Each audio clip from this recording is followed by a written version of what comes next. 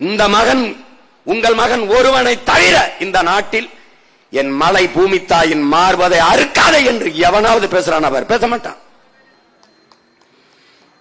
பாரதிய ஜனதா பேசுமா, காங்கிரஸ் பேசுமா, திமுக அதிமுக பேசுமா? வெற்றவங்களே அவங்க தான், அவங்க ஆளுக தான்.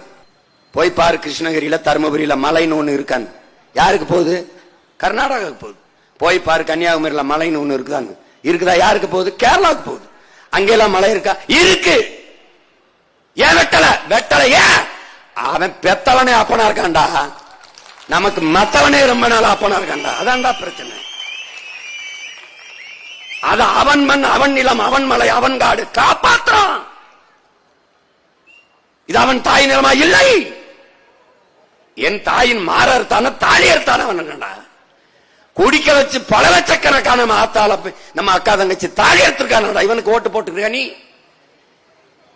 ஒரு தாலி எடுத்த கூட்டத்துக்கு போய் ஓட்டு போடுற?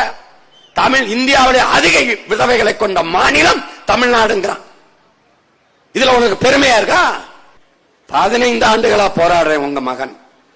10 ஆண்டுகளாக தேர்தல் அரசியல் நின்றுக்கேன்.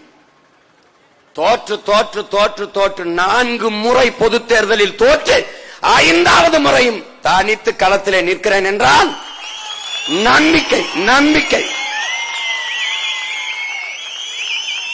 யார் மீது நம்பிக்கை? என்னை பெற்ற பெற்றோர்கள், என் உடன் பிறந்த அண்ணன் தம்பிகள், அக்கா தங்கைகள் மீது நம்பிக்கை.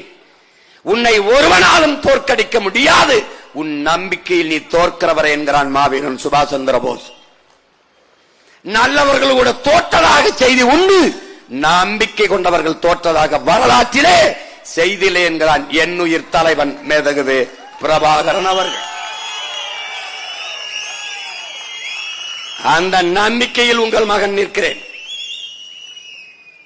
அறிவு சமூகம் அறிந்து கொண்டு இந்த தேர்தலை வரலாறு உங்களுக்கு தந்திருக்கிற வாய்ப்பாக, காலம் கையளித்திருக்கிற பெரும் கடமையாக சிந்தித்து பார்த்து வாக்கை செலுத்துங்கள். வாக்கு என்பது ஒரு வலிமை மிக்க ஆயுதம். அதை அநீதிக்கு எதிராக, அடக்குமுறை ஒடுக்குமுறைக்கு எதிராக, சாதிய இழிவு தீண்டாமை கொடுமைகளுக்கு எதிராக, பசி பஞ்சம் ஊழல் லஞ்சத்திற்கு எதிராக, பெண்ணிய அடிமைத்தனம் பாலியல் வன்கொடுமைக்கு எதிராக, மது மத போதைக்கு எதிராக, வாழ கொள்ளைக்கு எதிராக ஏந்துங்கள் என் அன்பு சொந்தங்களை, ஏந்துங்கள். இல்லை என்றால் இந்த நாட்டை மீட்கவும் காக்கவும் யாராலும் முடியாது.